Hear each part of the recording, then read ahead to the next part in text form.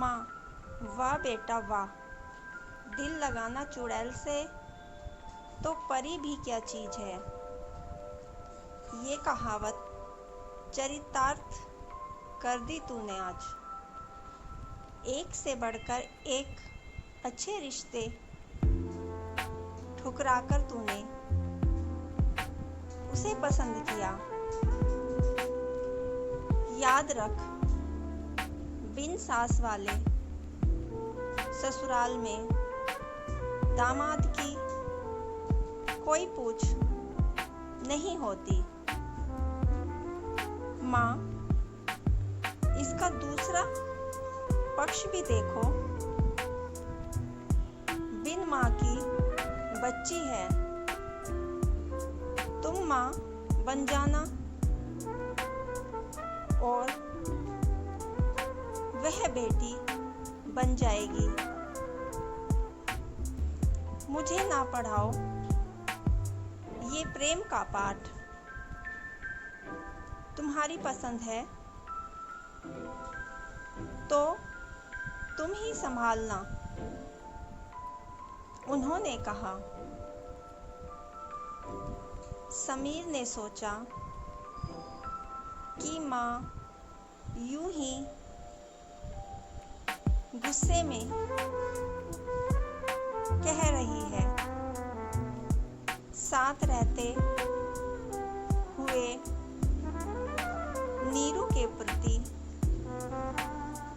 स्नेह जरूर उमड़ेगा माँ का।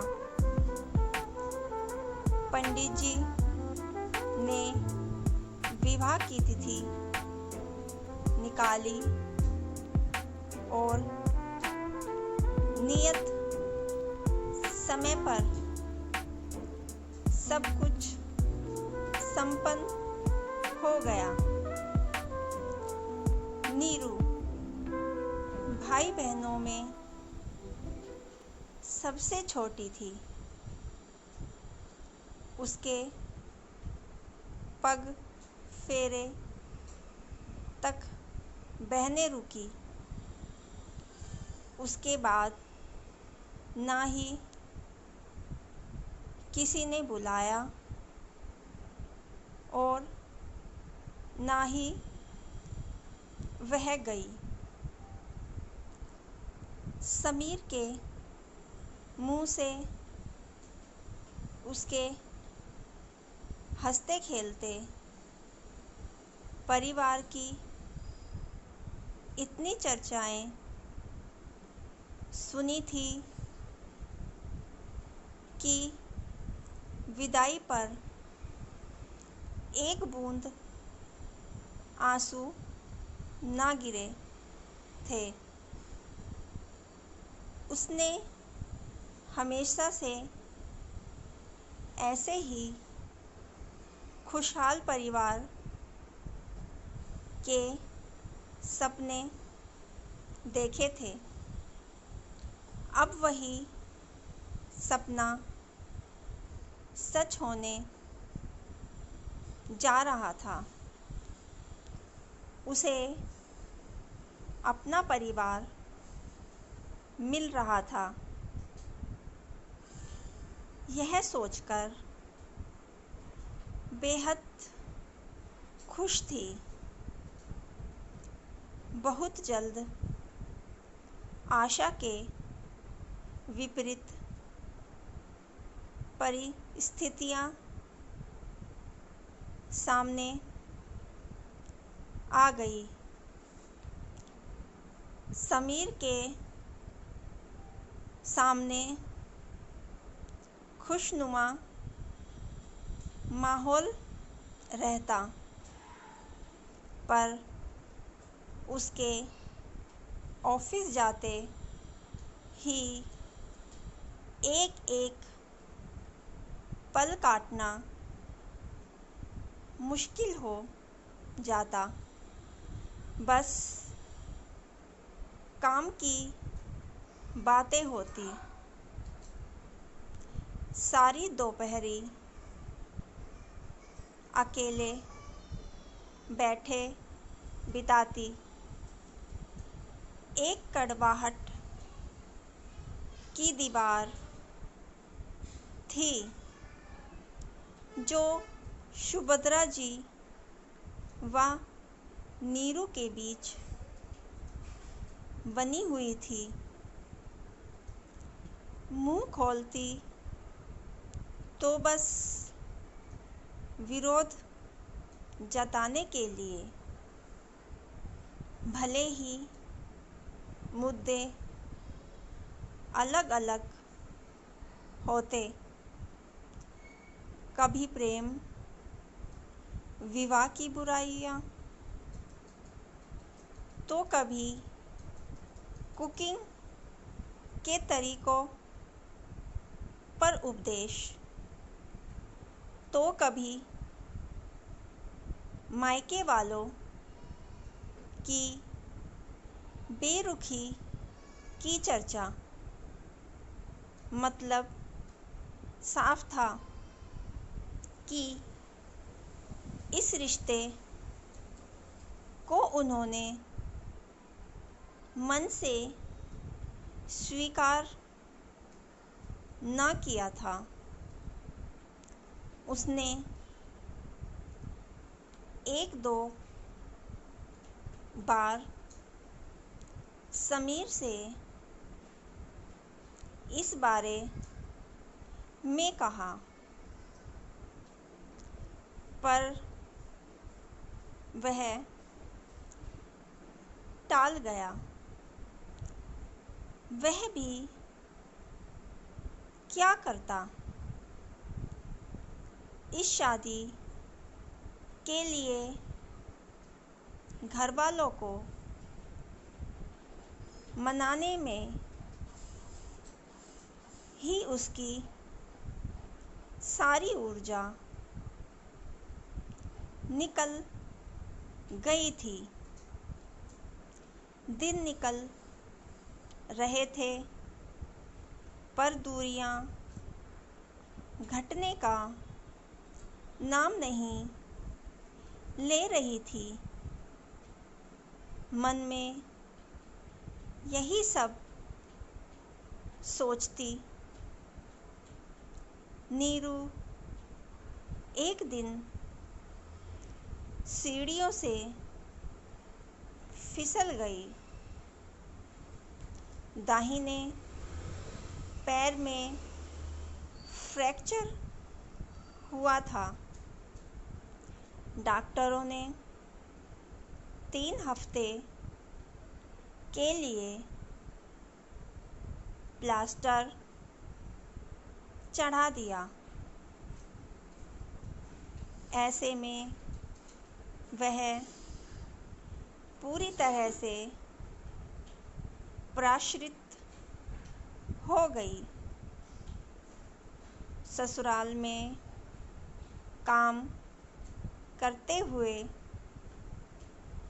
फिर भी वक्त गुजरता है।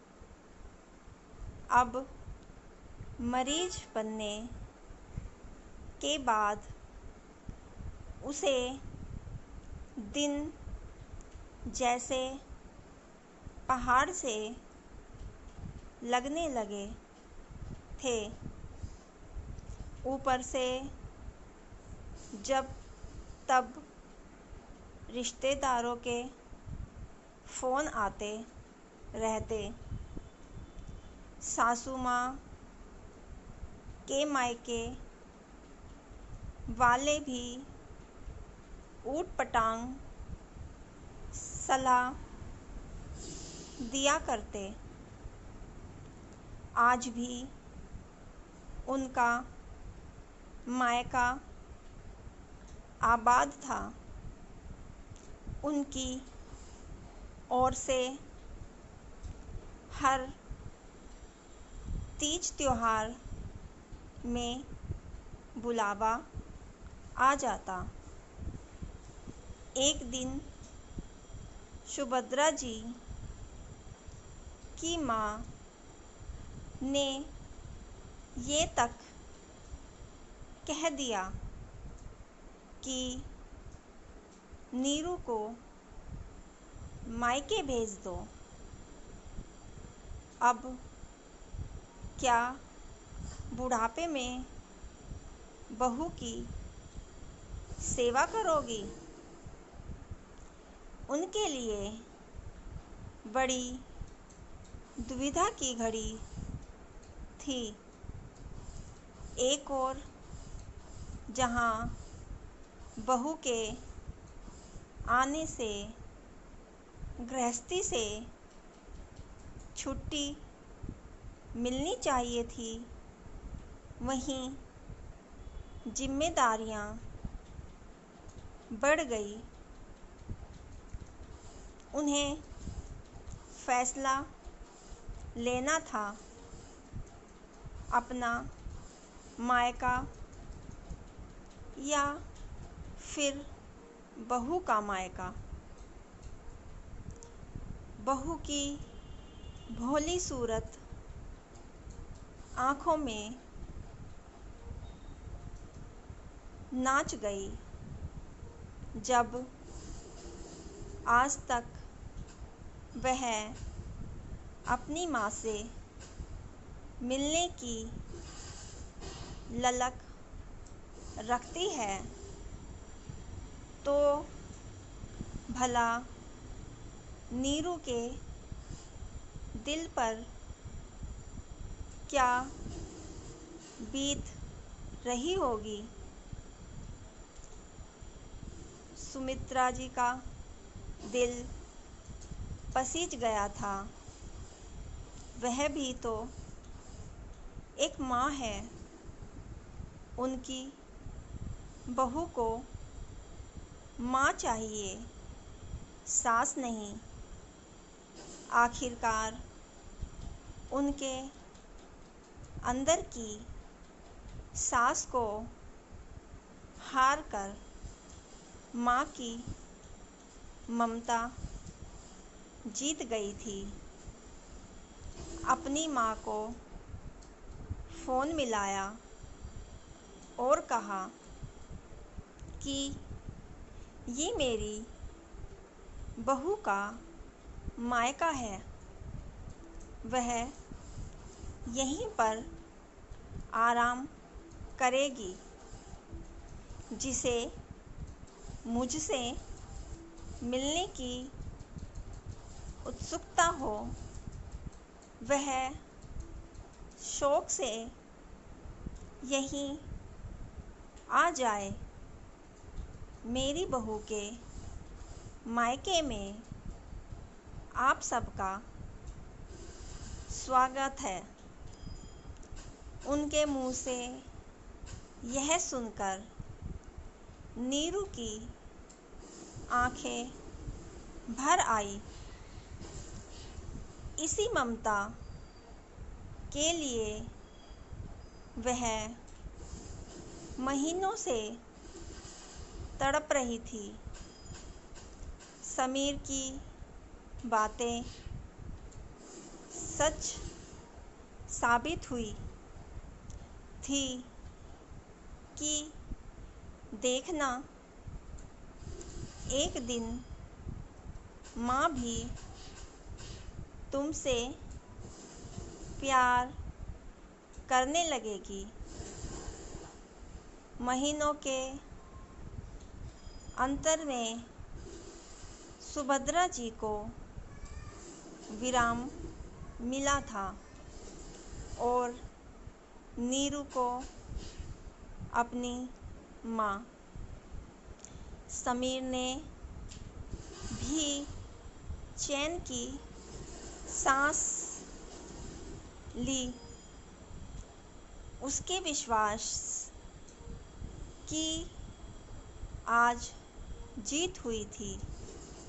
सबके हृदय में प्रेम ने घर बना लिया था और नीरू को अपनी सास के रूप में माँ मिल चुकी थी। दोस्तों, हमारी कहानी कैसी लगी कमेंट करके ज़रूर बताना और हमारे चैनल को सब्सक्राइब करना ना भूलें, ताकि हम आगे भी आपके लिए ऐसी कहानियाँ लेकर आएं। धन्यवाद।